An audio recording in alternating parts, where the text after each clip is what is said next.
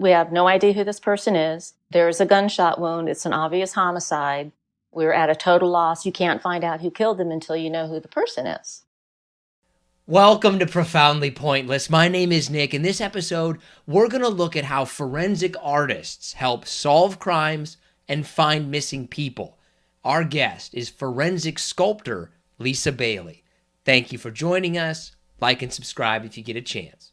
What is a forensic sculptor? Like, what are you doing? So we are rebuilding the faces of unidentified people from their skull, because these are usually like the last ditch attempts to identify somebody. Fingerprints didn't ID them, fingerprints, DNA, dental records, all that.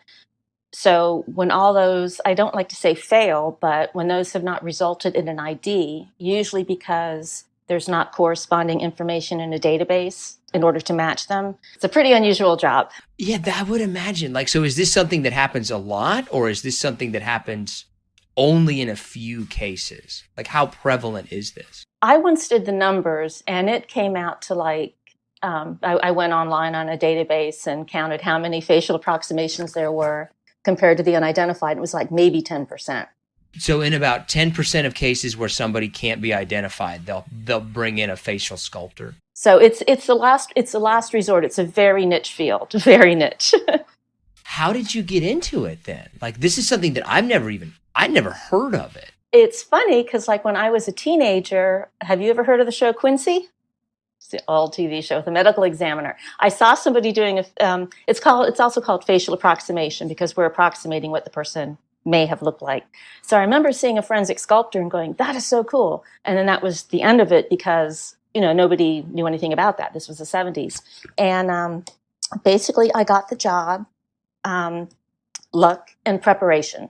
So when I saw the job posting for it, it was one of the very few times that a job for the FBI was in the newspaper. It was in the Washington Post, actually.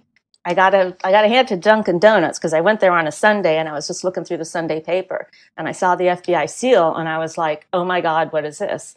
And I loved my job at the time. I was a graphic artist and I loved it and I wasn't looking to leave, but it just sounded so incredibly fascinating. And even that ad didn't have the forensic sculpting in it. It had, because it was at a lower level. So I started as an illustrator. Well, so that work, starting as an illustrator, you're doing demonstrative evidence, like courtroom trials. And then as you work your way up, then you can start working on the postmortem cases. Is it more art or science? It is called a blending of both. So at the FBI, we always worked with an anthropologist. So I would never touch a skull without an anthropologist because they have to do the workup. So they do the big four, the age, sex, ancestry, and stature. And they do a report, and then I do the approximation, taking into account what they said, and then we'll talk. We'll sit there and we'll look at the skull and, go, okay, well, this is what I'm seeing. And then I go about building the face. And then when it's at a like 80% is when the anthropologist would come in and look at it and see if I'm going in the direction that they think is correct. Like they might say, no, this nose was really broken. Like they would have had a really banged up nose, so accentuate it. Because we're trying to get people's attention. That's the thing with these approximations, is they absolutely can work as an attention getter. And I fully believe, because I've had so many cases where this happened, that if somebody that knew that person sees that image, an imperfect image, I believe they will recognize their family member, because it's all about the skull structure. Like you look the way you look because of your skull. That's how most of the IDs are made. Like when there's been a match, it's usually a family member or a friend that recognizes the person. It's not going to be a perfect sculpture. There's no way it can be, because you can't predict everything from the skull. But if somebody that knew that person is looking and sees that image, I think it's enough to make them stop and look at the case data and go, oh, I haven't seen my cousin in 10 years or something. And that's when they can absolutely work. If you were to put a number on it, let's say 100% is the sculpture that you make looks exactly like a photograph of that person. how close would you say you usually get? Are we talking like 50%, 75%? Like, where do you think it has usually been? I've had a couple that were scary close, where the anthropologist and I looked at each other and we went, "Wow, like knock that one out of the park." Um, that's not a normal. That's not a normal. It's hard to say because we'll see things like if somebody had a very rounded chin, or they had, like I said, very wide set eyes, or something about the face that they keyed off of. It's not, it can't look exactly like the person because we don't do hair color, eye color. Those are all unknowns because these are all skeletal remains. Um, I'm usually, I would say there's only one or two cases where I got an ID, like somebody saw it and it worked, where I looked at the approximation and went, like, I could have done a few things differently. So, like, looking at somebody's skull, right? Like, what are you looking for that kind of gives you clues as to what they would look like? So, like the shape of their orbits, are they sharp? Well, like a brow ridge. So men have thicker brow ridges, so you can emphasize that. The cheekbone shape, like you think all skulls look alike, and they absolutely don't. Like once you even put five in front of you, you can see how they're all different. So somebody that would have like a really broad cheekbone, that's usually like a nice high cheekbone fat pad that I don't have. Chins, like if somebody has, like a rounded chin, or like a very large jaw, things like that. It's all of those things put together because we know where the features are. We may not get the nose shape exactly right because, these skulls, some of them have been out in the elements for 10, 20 years, and there was whatever the trauma from how they died. If it was like a blunt force or something, or like I've had skulls with huge holes in them from gunshots, where the anthropologist had to piece it back together. So the skulls we get are not pristine, so there can be some of the details that are lost. But it's basically when you look at it as a whole, and you have the features are in the right place, and you've got the face structure, that really can work. So Maybe this will help me kind of understand, maybe it won't, right? But like looking at my face, what would my skull tell you about how I oh my looked? God, I do that all the time. I would imagine that you do that with people all I the do. I, time I now. really Like, try not to. Like, I asked my husband, I have a girlfriend, and we go to lunch all the time. And I told my husband, I said, her face is like my left cheekbone is more recessed. And so I could look at her and go, oh, the left side of her face is like kind of a little bit more recessed, and this eye is a little bit higher than the other. So I'm going to point to your face. Your right eye is higher than your left. So I can already tell that your orbits would be just a little bit thunk. um, Nice cheekbones. There's things like we can't tell, like lip shape, mouths, things like that. But yeah, you would have a good looking skull. You would have a nice skull.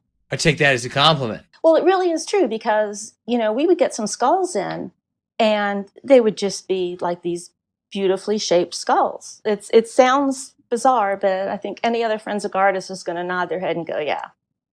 And then there's some that are just, you're dying to see what they look like in life because this is bony in this part of your jaw, like they'll have big flaring there where it's pulling out. Or um, my coworker got one once where I was so jealous because he had a huge forehead. I mean, the eyes in a perfectly proportioned face, eyes are in the middle of your skull.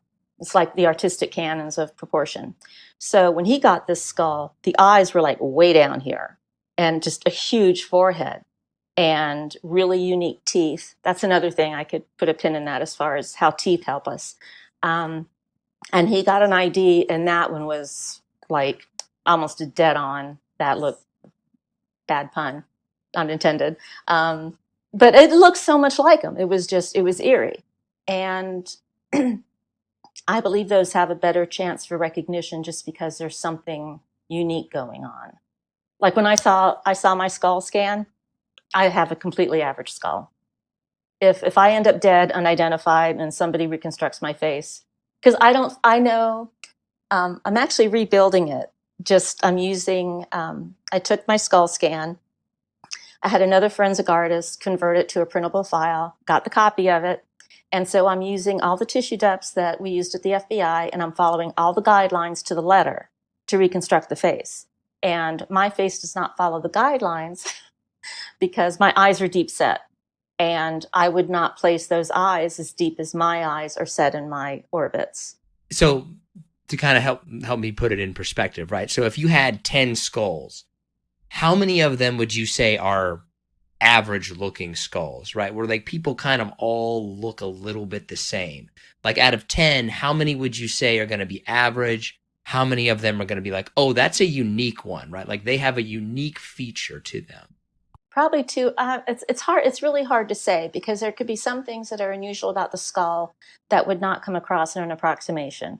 Like we've seen some where they might have a really wide back of the head or like elongated, but that's not going to show up in the facial approximation. So you can have traits that are not going to translate. It's hard to say. I mean, when we were at the University of Tennessee, I would say, I don't know, maybe 30% kind of average. And then there was usually something going on, like just studying a skull and you could tell, okay, this cheek is more recessed. This eye is higher than the other, things like that. Are those differences, though, something that a trained eye would notice, or that somebody, like if I walk into the room, I would immediately be like, oh, that looks different. That looks different. For some subtleties like that, I think you need to be a trained eye because when I started the Bureau, I thought all skulls looked alike. I mean, it's like, it's a skull.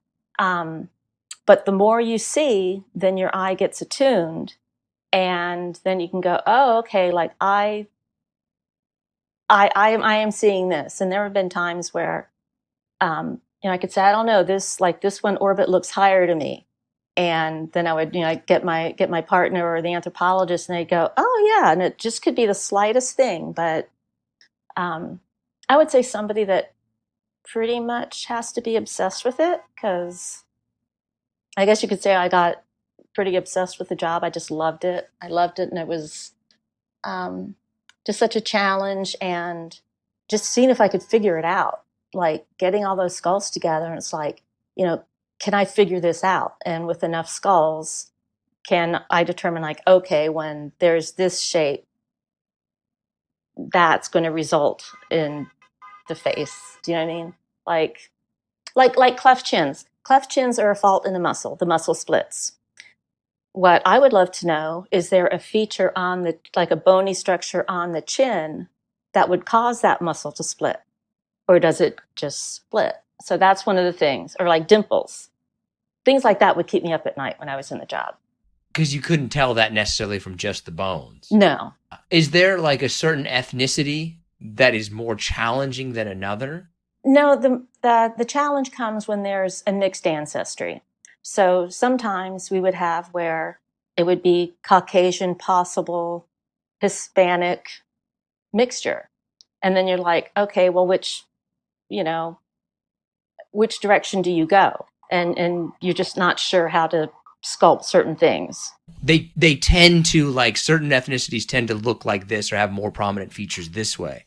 And then that would make sense that if it's a mix of them, then you don't necessarily know which way to go. Right. Like, yeah. Like I remember one where it was a mixture. It was, I think, like Hispanic and possible Asian. And so I was like, I didn't want to offend anything. Like, do I do how you do the epicanthic fold? Like, how do I sculpt that to maybe might possibly look like somebody of Asian descent, or you don't know how to go. And in the end, he was identified. And that's one where I wasn't thrilled with the resemblance. It didn't matter. It worked. But that's just some of the things you just can't tell. Okay, walk me through the kind of process of like how this all starts, right? Like, when do you get involved in a case? How long does it take you to put everything together? Like, walk me through that process. Okay, so every agency is different, but at the FBI, so either the medical examiner or the law enforcement agency, whoever has possession of the skull, they would bring it to the laboratory. It goes to the anthropologist first. And depending on whether the tests have been done on it, they might take a chunk out of it for DNA, like if DNA hasn't been done before. So the anthropologist does their workup and then they transfer it to me. And I would say typically I can do a sculpture, like say 40 hours, probably less by the time, I was doing it for a while.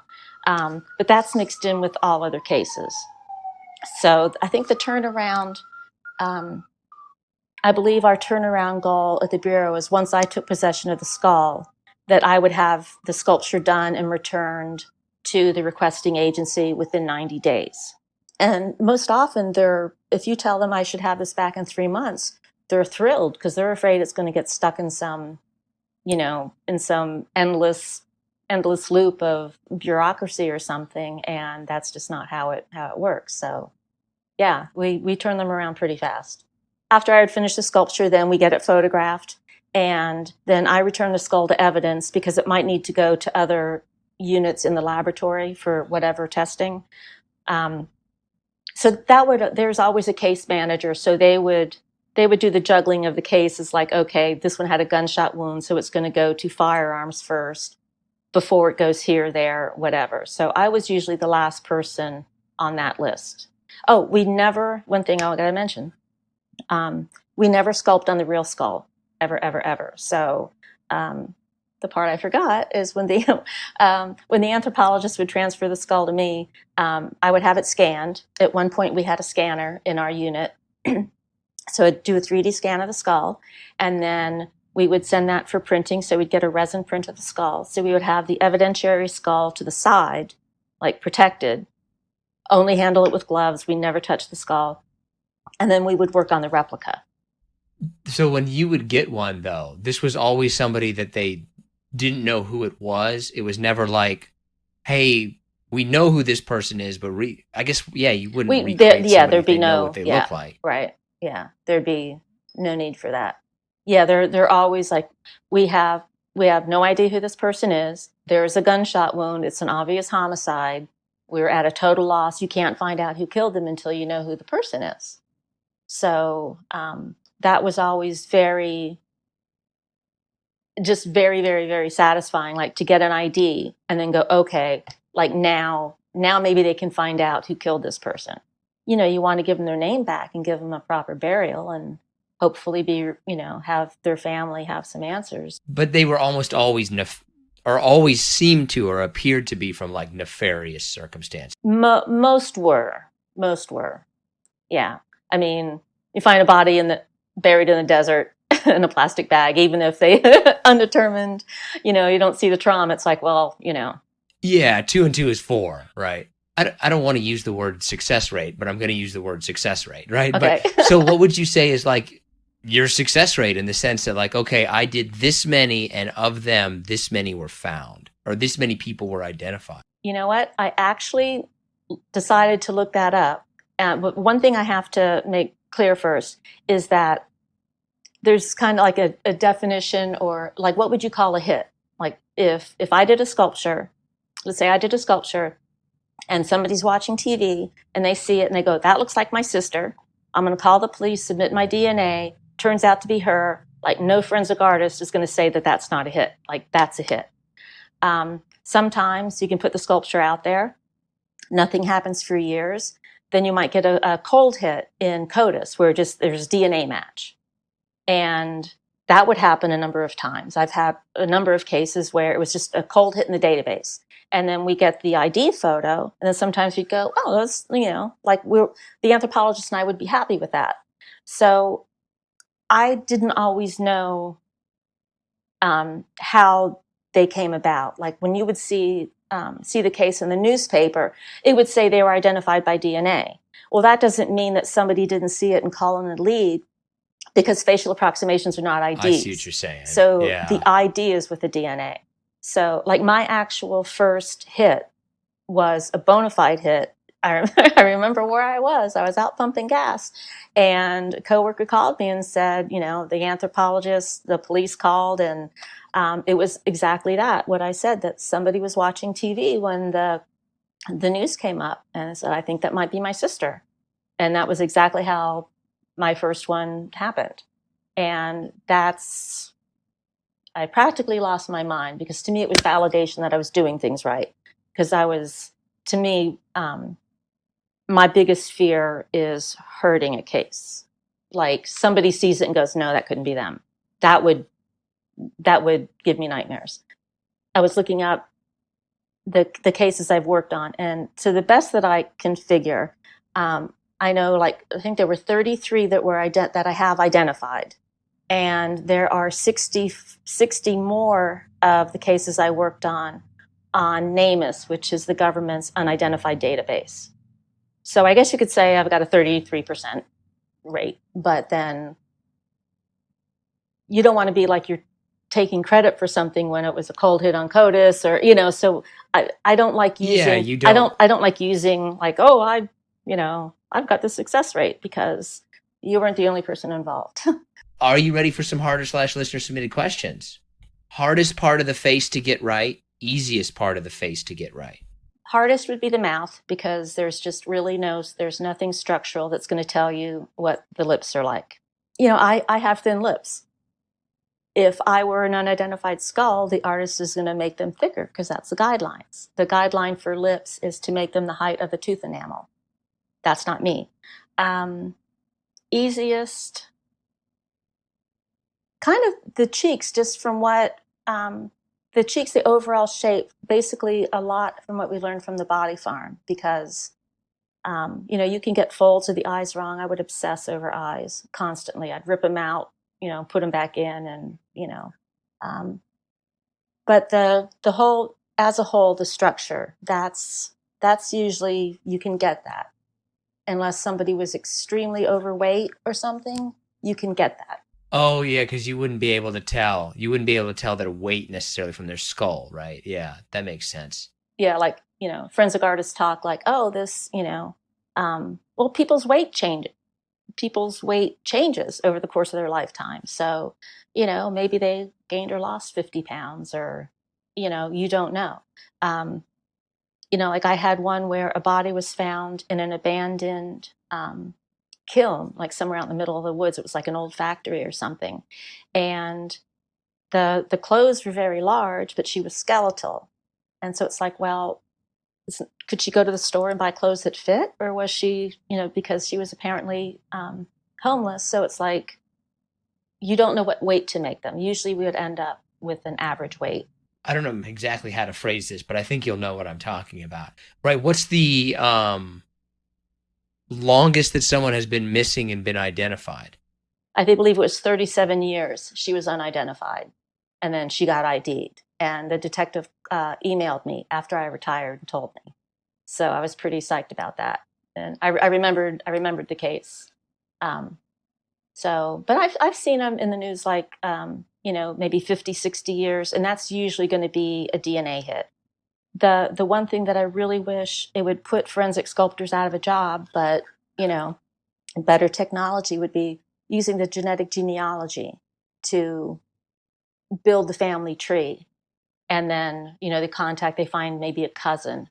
Like, that's happened on a few of my cases. Oh, you can identify their fam. Yeah, I know. Okay. Yeah, because you always can't get the best quality of the DNA from the unidentified, but, like, say you can develop a profile, and then the DNA investigators, they might say, okay, we think we tracked down a cousin, and then they can build a link from there. Oh, I get you, right? Like we know from your DNA that this person might be like your sixth cousin. Right. Okay. Like 23andMe or one of those. Yes, exactly. That kind of leads us into this. What was what's case kind of stands out to you the most? Actually, it's not an unidentified. It's an age progression. Thank God I remember his name, Lester Eubanks. He's still out there. I did an age progression of him maybe like 20 years ago, and the National Center for Missing and Exploited Children did a more updated one. So he was found guilty of raping and murdering a little girl. He was sentenced to death. He was undoubtedly guilty. I mean, all the evidence, and he admitted to it. So he was sentenced to death. That was commuted. Sentence was commuted. And then because he was on such good behavior, they let him go Christmas shopping at a mall without being guarded. And How is that even possible? maybe he bribed a guard. Maybe he Somehow it bribed a happened. guard. Yeah. For whatever reason, he's still out there. And his father, there have been several TV shows about this case. And I think Lester Eubanks would be in his 70s now. And his dad, very strong suspicion that he knew where he was. He was in contact with him and would not turn him in. So I would love to see Lester Eubanks get hauled in, because he, that's the one, if I had to pick one. Are there any ones that you've worked on that like, ooh, people would probably recognize that? Probably not the name, but there was one that I did that was on Dateline, and I hope I'll be able to explain it without getting it too mixed up. But it's a episode of Dateline called The Golden Child, and people were stopping me in the hallway going, "Oh, I saw you on Dateline last night." I'm like, I wasn't on Dateline. Well, they had used footage from another FBI thing showing me sculpting, and I had actually done an approximation of a female that was found in Virginia, and her case actually got tied to another missing person.